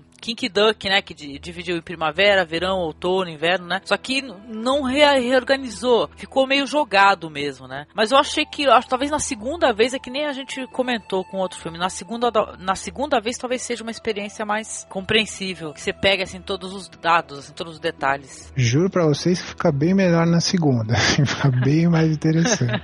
Eu assisti esse filme no cinema e em tela grande, assim, né, o Daniel, ele citou no outro filme a questão das cores, né? Esse filme ele é bem pastel, né? Bem bege, bem deserto, assim, né? Cores aquelas saturadas. Cores de deserto. É lindíssimo, né? Essa parte de cores nesse filme, pra mim, eu acho maravilhoso, assim, né? Mas no cinema você teve outra experiência, né? Porque na cópia que eu vi, nas cenas à noite, que é aquele azul bem saturado, tem cenas que você não consegue diferenciar. Não vê nada. Realmente, não. Uma coisa que eu acho, talvez, vamos dizer assim, não tem essa pretensão, mas vamos dizer que deixa a leitura do filme mais fácil, né? Tem que sempre ter em mente que, apesar desse mosaico também de personagens e situações, o Leslie Cheung, né? O personagem, ele é sempre o ponto central e as lutas, né? Vamos dizer, se a pessoa que gosta mais da parte Dragon Ball dos filmes, né? Não tem como. O que importa, os amores perdidos nesse filme também é o que move os personagens, ou não os move, né? Ou os que deixam no meio do deserto, né? É até poético isso. Só move só o personagem, o faminto lá, né? O que leva a mulher junto, o resto desmove.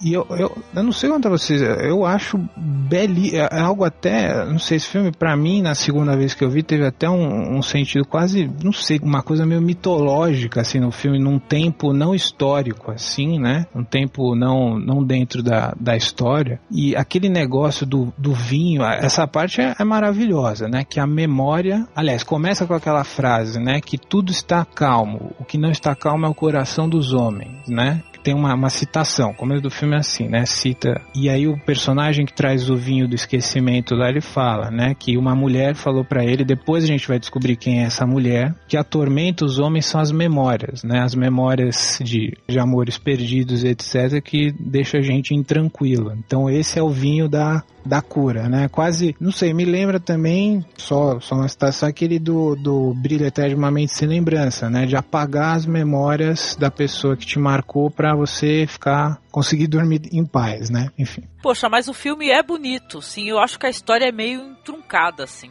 Chegou um ponto, né, Marcos, que eu fiquei perguntando, caramba, mas peraí, quem é essa mulher? Por favor.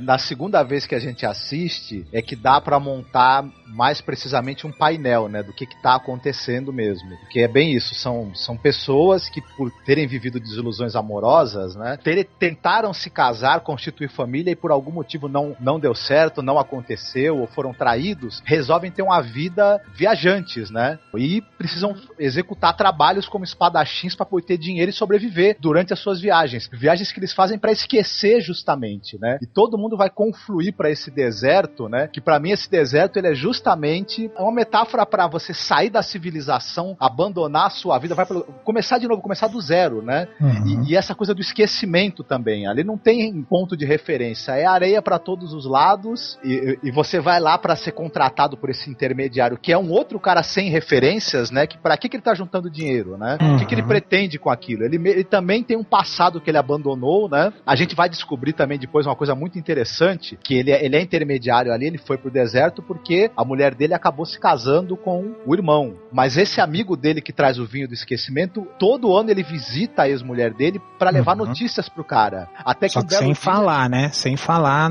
Isso. Sem fazer essa ponte, né? Que ele tá indo na casa dela. Ele fala que vai numa mulher, né? E um dia ela manda o tal vinho do esquecimento. A gente vai ficar sabendo que foi ela que mandou esse vinho, né? E tal. Só que a grande questão tá toda aí. O esquecimento pra ele não serve. Ele bebe e pra ele continua lembrando. O amigo dele é que vai esquecer. E nessa coisa da gente do amigo dele tentar retomar a memória e tudo, que os outros personagens também estão relacionados com esse amigo dele. No fim, esse sujeito aí que visita ele todo ano, ele é o centro das coisas também. Ele é um cara que tem uma vida irresponsável, ele conquista as mulheres dos outros, ele que vai ser o foco dessa coisa mesmo de eu perder o meu amor e virar um andarilho, né? E essa coisa das estações, eles estão, na verdade, à mercê das estações, né? Cada vez que tem uma estação, ele consulta um manual de astrologia, né? Na tradução ficou o almanaque, né? Eles falam Isso. Almanaque. E, na verdade, cada uma daquelas previsões tem a ver com o destino das pessoas que vão procurá-lo naquela época para procurar trabalho, né? Como espadachim. E tem também essa coisa do grupo de bandidos, né? Que tá sempre ali, sempre contrata o pessoal para lutar com esse grupo de bandidos. Que aí tem algumas cenas aí de luta muito bonitas, filmadas, que elas parecem pinturas, né? Também eu acho que essa coisa, esse grupo de bandidos, ele é representação da morte iminente. Que no caminho de quem vive pela espada tá sempre presente, né? Com certeza.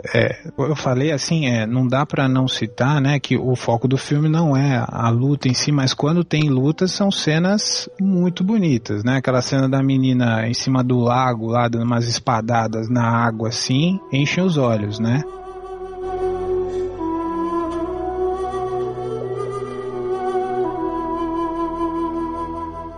Eu queria citar também que dentre esse mosaico de histórias que se perdem, né, as duas que mais me tocaram foi a do Tony Leung, que é o espadachim que tá ficando cego, né? Depois de ter assistido a filmografia do Wong Kar-wai, esse virou um dos meus atores favoritos. Assim, eu gosto muito dele, eu gosto da atuação, quando necessária, contida dele, né? Ele é bem seguro em cena. Eu acho muito bonita a cena que ele vai lutar com os caras lá, que ele tá perdendo a visão. E ele fala, tomara que hoje faça um dia ensolarado, porque senão ferrou. E chega na hora de lutar, o céu fica encoberto, assim, né? E aí ele tem que se virar. Mas a história da mulher que era a esposa do Leslie Cheung, né, que é o personagem principal, intermediador dos assassinos lá, se você parar pra pensar, talvez ela conseguiu constituir família, né? Ela se casou, teve filho, né? Mostra lá no finalzinho que ela teve um filho, aí até o cara do vinho do esquecimento lá pergunta pra ela, e com certeza a coisa mais importante na sua vida agora é seu filho, né? Ela fala, antes eu achava que era, mas agora não é mais. Ela também chora pelo que ela perdeu, vamos dizer, talvez o amor verdadeiro dela. Ela tá também em pedaços, né? Ela teve uma vida que, apesar de ter casado, constituído família, etc., ela deixou para trás o que ela realmente queria, né? Por quem ela era realmente apaixonada. Eu acho a história dela mais tocante de todas, assim. Ela acaba morrendo, enfim. Não é um grande spoiler, não é nada bem dramática mesmo. Estraga, assim, mas eu acho bem triste essa parte, assim. Tem algumas frases que eu não tô lembrando em específico, que são bonitas, que ela fala, né? Frases bem poéticas, assim, que são acachapantes, assim. A Meg Cheung diz ela, né, que foi um inferno gravar esse filme. Foi difícil. O elenco todo fala que foi uma provação. E o fotógrafo Peter Doyle também, não, Christopher Doyle, que já trabalhou outras vezes com o Wong Kar-wai, também ele fala que o Wong Kar-wai encheu muito o saco dele durante esse filme, que ele queria que a fotografia fosse detalhada de uma certa maneira, tivesse os filtros assim, tivesse a cor assim, o ângulo correto. Ele falou que também quase pula no pescoço do Wong Kar-wai durante as filmagens, né? Mas deu tudo certo, né? Pô, se ele foi perfeccionista nos outros filmes, imagina nesse, né, que tem um potencial de gerar cenas incríveis, né? Imagina se não, né? Tem uma cena no começo, né, que é aquele negócio que tem uma menina em cima de um cavalo, né, na água. Que é a atriz que fazia a Mimi também, eu esqueci o nome dela, né? Karina Lau, né? Isso, tem aquele close nos pés dela, assim, os podólatras, uma loucura também. É esse tipo de cena que você fala, pô, mas quem que é essa mulher nesse cavalo? Aí no final o personagem vai contando pra você, ela que é a flor de cerejeira, né? Que esse espadachim que tava cego queria ver antes de pessegueiro. Isso, ele chegou lá falando que queria ver mais uma vez a flor de pessegueiro, né? E o cara imaginou que fosse uma árvore, só que não tinha essa árvore, né? A flor de pessegueiro era uma mulher, né? Muito lindo isso daí, muito poético.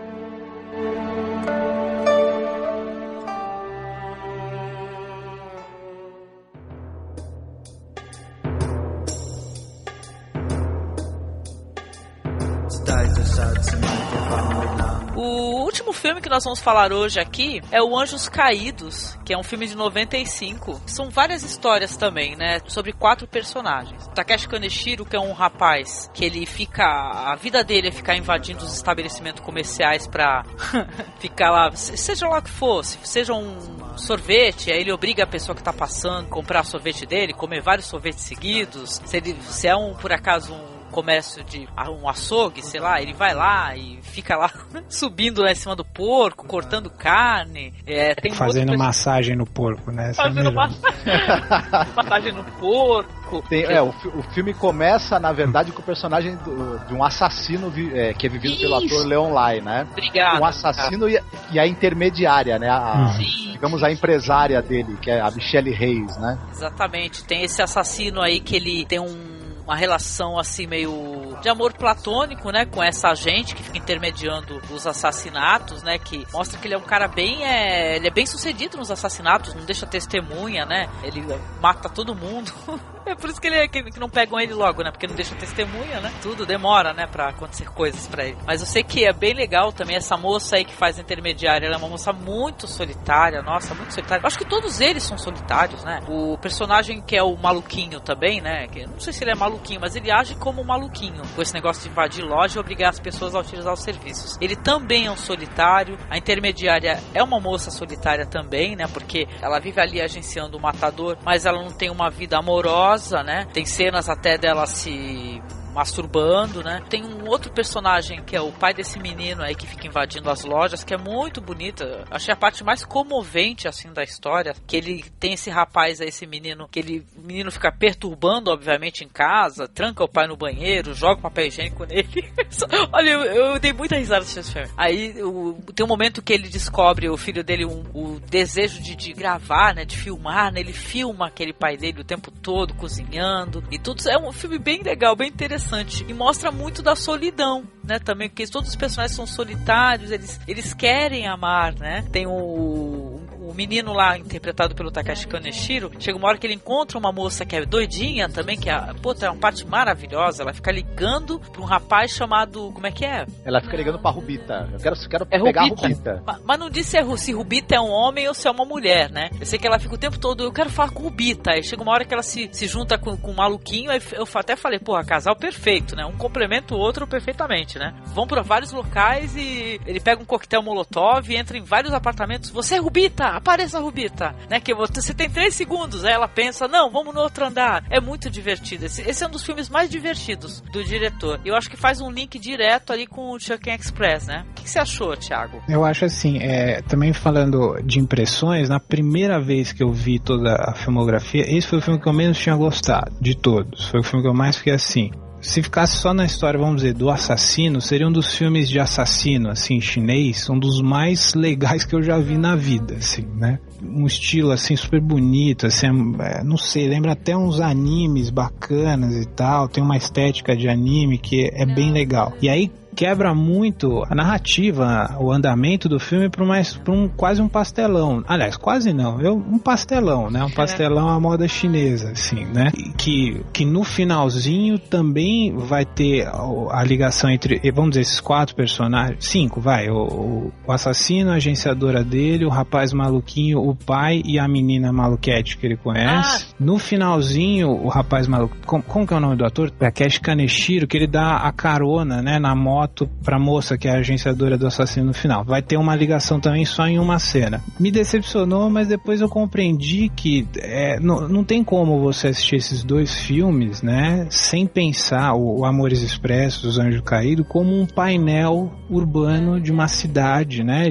louca, que tá tudo acontecendo ao mesmo tempo, uma cidade em franco crescimento, uma economia crescendo, pessoas aparecendo e gente se intercruzando e uma população brutal, enorme, né? Eu nem sei qual é a população de Hong Kong atualmente, mas são histórias simultâneas que acontecem. Você abre a janela do seu apartamento e tem mundos de várias pessoas acontecendo ali das mais diversas formas, do pastelão ao drama amoroso, a criminalidade acontecendo, né, na cidade. Mas particularmente eu acho, aí também vou lançar para você, eu acho esse o filme esteticamente mais ousado do diretor, assim. Acho um filme muito diferente óbvio, né, tem as premissas dele, mas eu acho um filme muito ousado, assim, muito diferente. Eu não sei nem ficar direito, assim. Eu não sei o nome dessa lente, que é como se fosse olho de peixe, assim, ele abre nas laterais e meio dá uma encurvada, assim, né, nas laterais, mostrando os trens e etc. Eu acho muito bacana. Mas eu gostei. Na segunda vez que eu assisti, eu compreendi melhor, assim. Entrou em mim de forma diferente o filme. Eu adorei. Tem uma cena que tá o Takeshi Kaneshiro com a outra maluquinha, e ele tá, sei lá, uma cena em preto e branco, que ela tá olhando pra chuva e pensando no Hulk, tá ali tentando fazer um carinho nela e tudo, e cheirando ela. Nossa, essa cena foi tão bonita de se ver, assim, chega a ser deslumbrante. Muito bonita mesmo. Eu acho que a maneira como o diretor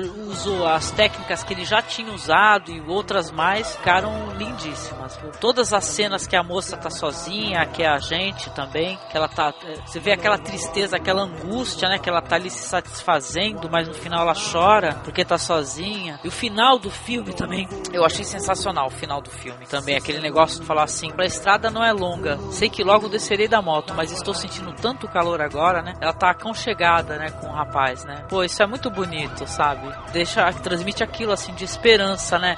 Tudo é transitório nessa vida, né? Mas a gente tem que aproveitar cada segundo dela, né? Eu acho que essa montagem, ela também ajuda muito nisso, porque ele usa uma montagem meio de videoclipe, assim, que é verdade. Que remete isso mesmo que a Angélica falou, de aproveitar cada segundo, porque cada corte que tem ali, ele já pula pra uma coisa importante, e ao mesmo tempo eles esquecem de olhar pra si mesmo, né? Eles se esquecem de pensar a seu respeito no que eles estão fazendo. Eu concordo com o que o Daniel falou. Eu acho que é isso mesmo. Eles estão primeiro numa vida que tem uma velocidade muito grande, né? O assassino, ele tem os contratos, ele tá sempre ali no limite, porque ele pode não sobreviver, e ele é obrigado, tanto o assassino quanto a intermediária, eles têm uma vida meio reclusa. Ela, por exemplo, mora ali num hotel que é gerenciado visivelmente pelas tríades, que os caras ficam controlando até a hora que ela sai, já que ela sabe de tudo, né? Sabe quem vai morrer, quem tá pagando, quem não tá. Então ela vive uma vida controlada, não pode ter relacionamentos aí fora desse universo do crime, porque senão dá errado. Por isso que ela é tão solitária. O assassino idem, né? O único relacionamento que ele encontra é aquela moça ali drogada, né? Que ele passa algumas noites com ela e tudo. Ela até se apaixona por ele, mas aquela loucura dela tira ele um pouco dessa armadura que ele tem de frieza e de fazer tudo direitinho. Eu acho que o Takeshi Kaneshiro é harmonia por contraste. É um cara que vive sem controle nenhum. A vida do cara, arrombar comércios que ficam fechados durante a noite, explorar o dinheiro ali rapidamente, pegando os fregueses literalmente pelo chifre, né? Pegando o pessoal.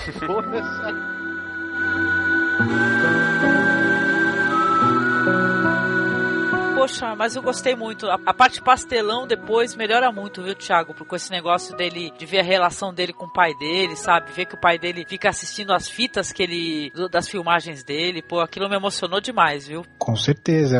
Eu acho que tem também um tema que sempre fica perpassando todos os filmes também do diretor, que é um sentimento nostálgico, né? Todo mundo tem uma nostalgia. E no caso desse personagem, se a gente parar pra pensar, também dá pra fazer uma leitura, vamos dizer, dramática do Takeshi, que ele também é um cara meio sem identidade, né? Porque quando ele invade lá o açougue, ele é um açougueiro, né? Quando ele invade o cabeleireiro lá, ele lava a cabeça do pobre rapaz, ele é um sorveteiro, né? Cada dia ele é uma coisa, e ele acaba ficando meio vazio, né? Ele não é algo, né? Ele é várias coisas, ele é muito múltiplo. Também pode ser uma leitura triste, mas realmente tem esse espírito de nostalgia também no filme, que eu enxergo, pelo menos, né? Eu acho até que um outro cineasta fez uma história muito parecida com essa, que é um filme lá do Kinky Duck, que é A Casa Vazia, sabe? Que ele fica, esse filme. Então, que ele fica vivendo um pouquinho da vida dos outros também, né? Eu acho que realmente esse personagem, ele não tem identidade, né? Tem um momento que ele até tenta, né? Ele pega ali um espacinho no bar, né? Faz um balcãozinho de galeto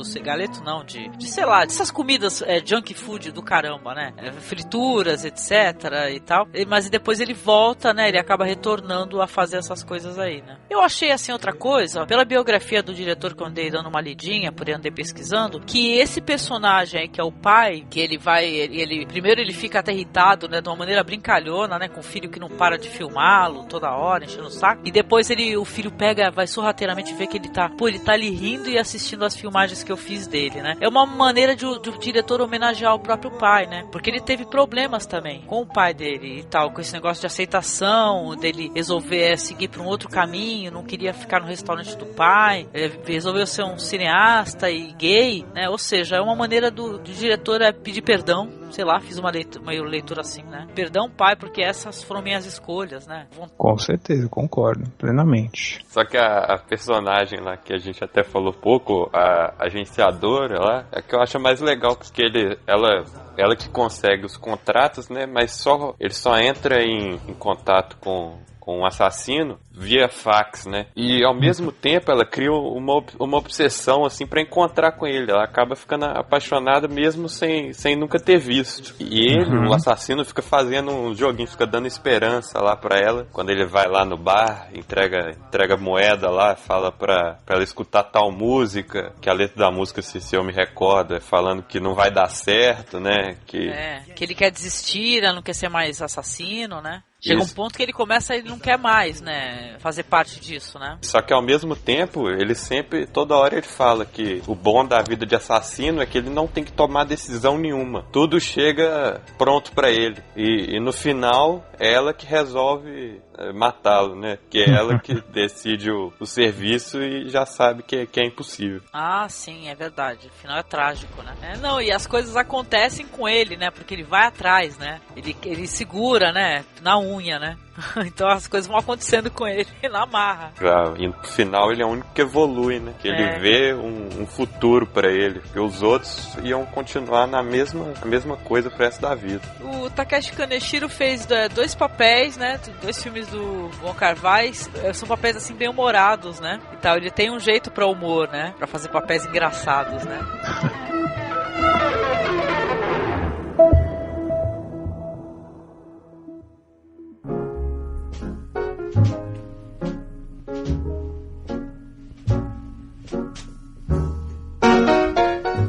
Isso nós fizemos aqui a primeira parte do podcast sobre os filmes do Wong Kar-wai, tá? Na segunda parte a gente vai falar dos outros filmes, vamos falar um pouco dos curtas do diretor, tá? Entre outras coisas, tá? Mas eu quero agradecer aqui ao Thiago Navarro, que é lá do Tarantino Assistiria. Thiago, eu queria que você falasse pro ouvinte que não conhece o teu blog, que é muito legal, o que ele pode encontrar lá, tá? E que você mandasse teu recado aí no final dessa primeira parte. Não, meu blog é muito sem pretensões, assim, ele é muito... eu encaro meu blog literalmente como um álbum de figurinhas, assim, eu vou completando minha coleção, vou deixando em aberto para trocar figurinhas com os meus amigos, quem quiser tá sempre aberto, e é muito pessoal, tanto é que particularmente eu não gosto muito de colocar sinopses, eu gosto de colocar só impressões pessoais sobre o filme, até porque sinopse é bem fácil de achar, tem gente que faz isso melhor do que eu, como o pessoal do Cine Masmorra, por exemplo, né? Mas eu gosto de falar de música, porque eu gosto muito de música e de cinema, que eu gosto de... Não é nem gostar, né? Acho que já foi para além de gostar de cinema, assim, no caso. Acho que estou falando com pessoas que são tão apaixonadas quanto eu. No caso, aqui a gente tá falando foi proposta minha de um diretor em específico, mas eu gosto da arte, da sétima arte, né? Então, me senti entre iguais e amigos e agradeço muito. Olha, nós que agradecemos, viu, Thiago? Qual que é o endereço pra galera acessar? Tarantino Assistiria, 2S, né, gente, por favor, .blogspot.com. Certo. Confiram, por favor, o blog do Thiago, viu? Com essas postagens legais aí, beleza? Quero agradecer também ao Marcos. Marcos, muito obrigada. Então, um grande prazer estar aqui com o Daniel, com você, com o Thiago. Uma conversa muito bacana. E é isso aí, acessem o Cine Masmorra, né? Estamos aí com nossos velhos projetos aí.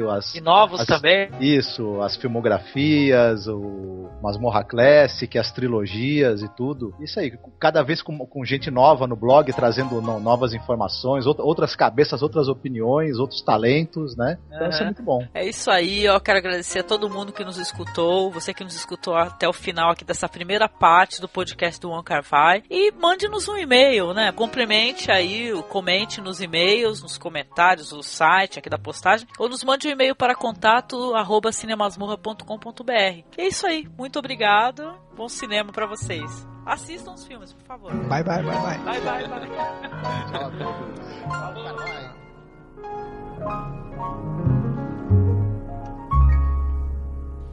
Tradução simultânea.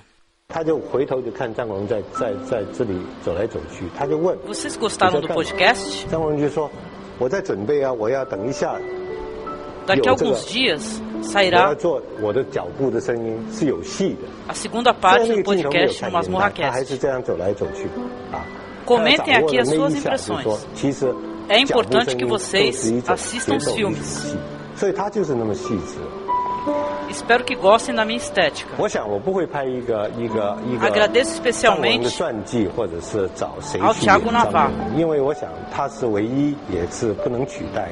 Deem RT no podcast, não esqueçam. O cinema não tem fronteiras.